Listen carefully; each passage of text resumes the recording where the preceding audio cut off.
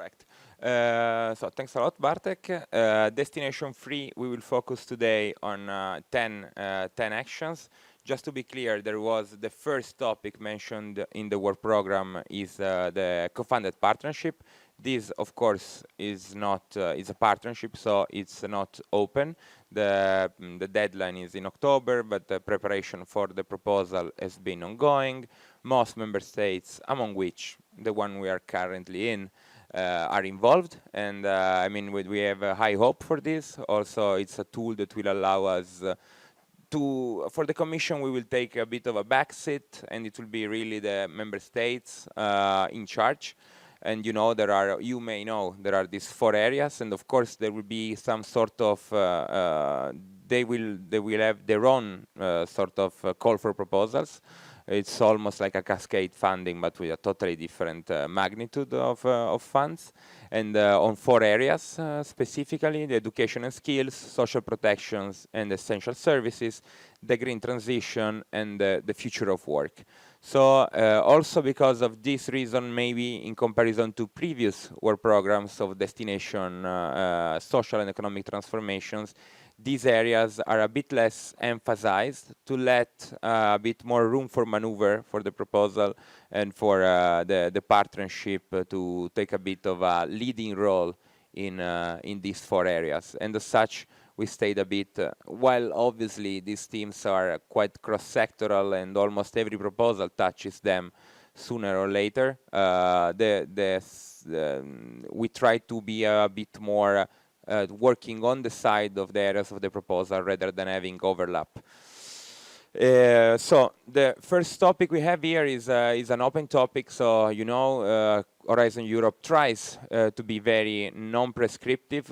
This is why the topics are 1.5 page, 2 pages. I mean, we try just to put the outcomes, and then we rely on you to have to develop the best proposals and to find the best means. Even just for the types of methodologies you use, qualitative, quantitative, normally it's a mix of 2 to reach these expected outcomes. This is even more. You saw it's a very short topic. We leave you carte blanche, and the background is the Draghi report, and even if it's basically 2 years old, what he found there still stands, meaning that there is a bit of difficulty, or not necessarily, but there is an interplay between the social model and how to keep it updated and keep it relevant in this changing world, and the quest for competitiveness.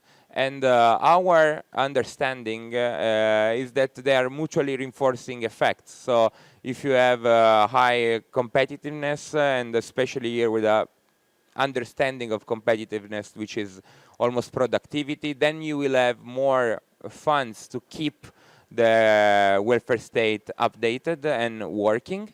Whereas if you don't have this, you will have to cut the welfare state. And so it's almost like, on the one hand, you have a possibility to create a virtuous circle, and on the other hand, the risk of having a vicious circle. So what we are asking you here is how can we go in the virtuous one and not in the vicious one.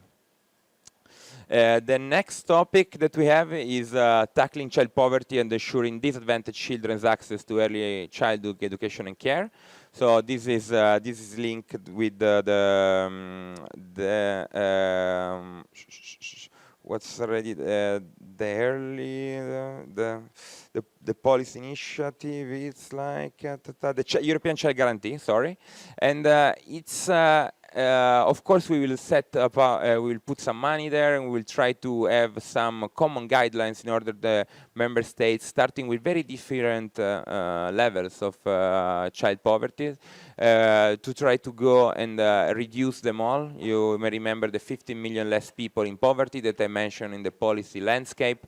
5 of those 15 million should be children.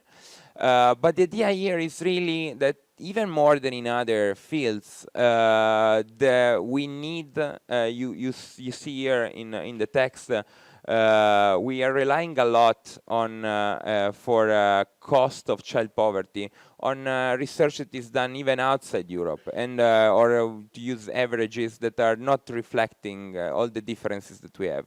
And so it's really one of the topics where the research gap that we identified was more glaring. And it's really asking you help in order to have better data, more granular data, more updated data, in order to have policies that are responding to the needs and to the heterogeneity across member states. The third one is the strengthened implementation of the EU Pact on Migration and Asylum and the focus on inclusion, integration, and health. I already mentioned before these areas where these 4 areas where the EU Pact for Asylum works, and here it's again working a lot on the different policy context and working on areas such as solidarity mechanism between member states, asylum procedures, protection of minors, crisis management, and of course also resettlement frameworks. Projects should identify implementation challenges and provide policy recommendations that are both practical and rights-based. Again here, for the good policy recommendation, you will have to keep the communication channel open with the policy officer in the different director generals, also with the help of the colleagues in REA and the project officers. The next topic is the rethinking long-term care policy in the face of EU demographic shifts. This, we know, our demographic projections, of course, they are not perfect, but in comparison to several other projections are much more reliable. And we know that by now, from now until 2070, the number of people that will be in need of long-term care will keep increasing. And so this poses a lot of, let's say, demand on our welfare state, like in the topic before, the open topic. This is a bit more focused on the challenge of the aging population. And many welfare states today are already struggling a lot with the long-term care, and they're trying to cope with the rising demand. And it's important that we keep an inclusive society in order that people do not have to rely on only on private arrangements, because this will create obviously huge increase in inequality in the society. And so it's really to try to rethink here and make them sustainable and viable and more efficient in order to accommodate this huge wave and this huge change that Europe is going to have in terms of the proportion of people that will need long-term care and those that we don't. You may remember that in 2024 there was already a topic on long-term care, but there the focus was more on territorial inequalities and also from the carer perspective, whereas here the focus is on overall rethinking. So it's a bit broader, but linked to that, obviously. The last topic that I will present today is the fostering cooperation and integration between SSH and STEM research and innovation in the EU. This is a long, since a long time, an aim of this commission, trying to try to make SSH and the STEM working together. We know that this is already happening to large extent, but we think that there is still a lot of potential there. Again, here it's this driver of changes like the artificial intelligence, the climate change, the health transitions, democratic resilience, and competitiveness cannot be solved through technological innovation alone, and they also require understanding of human behavior, ethics, governance, culture, and social impacts. And this makes stronger SSH STEM integration a strategic priority for Europe. And the topic calls for the creation of a European-level SSH STEM action that performs three main functions. Monitor how SSH and STEM disciplines collaborate across Horizon Europe and other research programs. Second, facilitate and promote collaboration by developing guidelines, training activities, network opportunities, and annual events.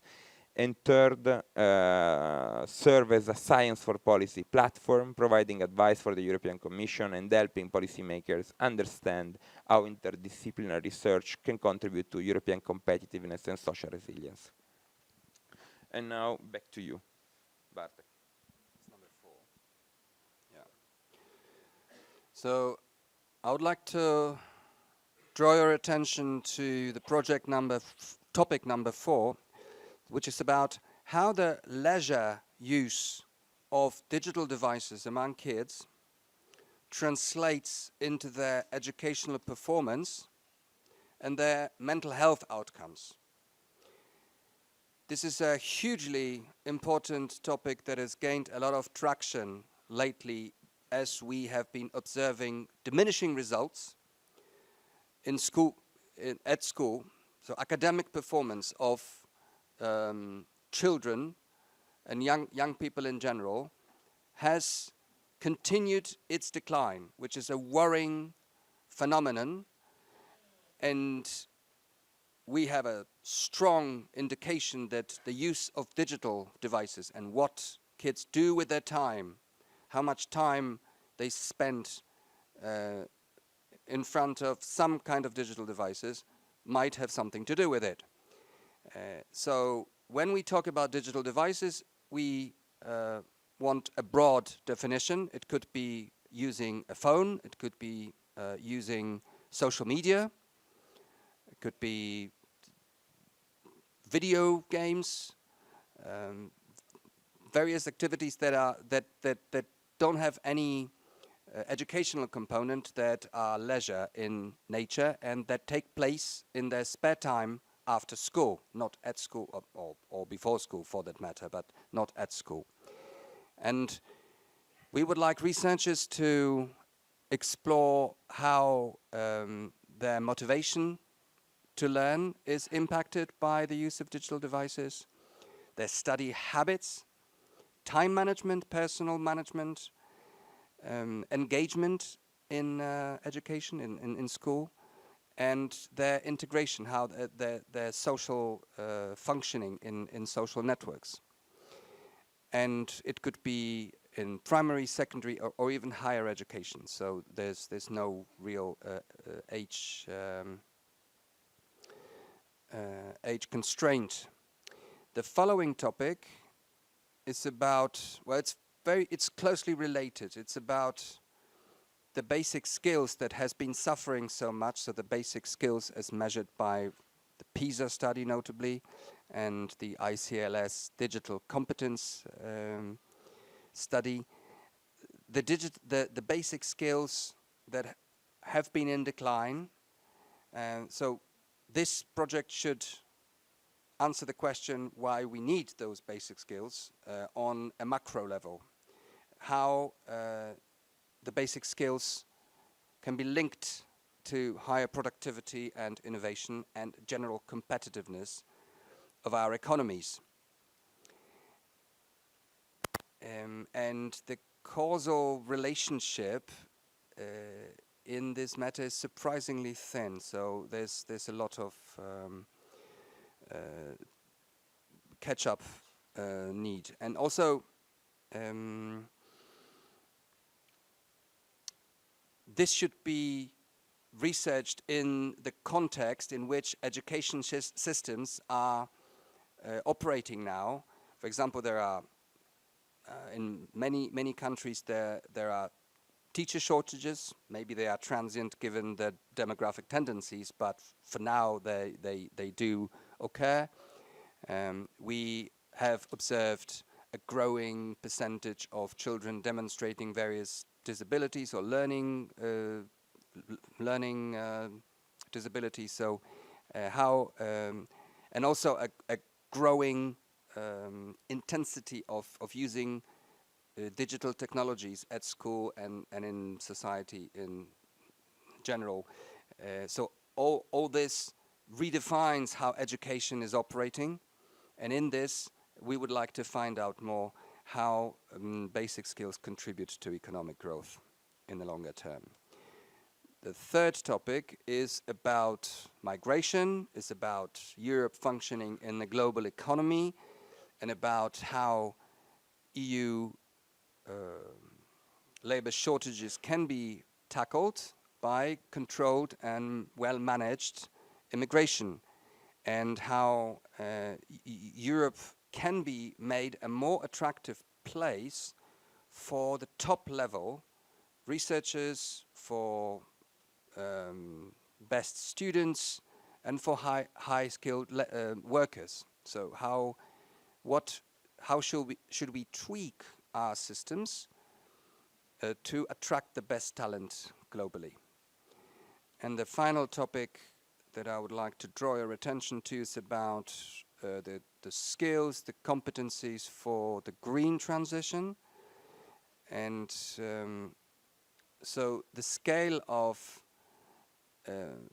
technological changes is such that it highly influences the mix of skills that are needed to get a job or to set up a company or to be a successful economic agent in modern economy. So we would like to know more about what competences are needed for the green transition, and how can we foster the right competences that will be needed in the future.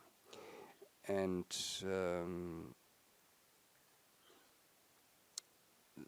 in terms of sectors, it could be a sector of choice for researchers. It could be linked to agriculture, food production, but it also could be about automotive industries, where a lot of disruption is happening right now, and the most formidable sector where a lot of transition is happening is energy production, energy storage, and energy consumption.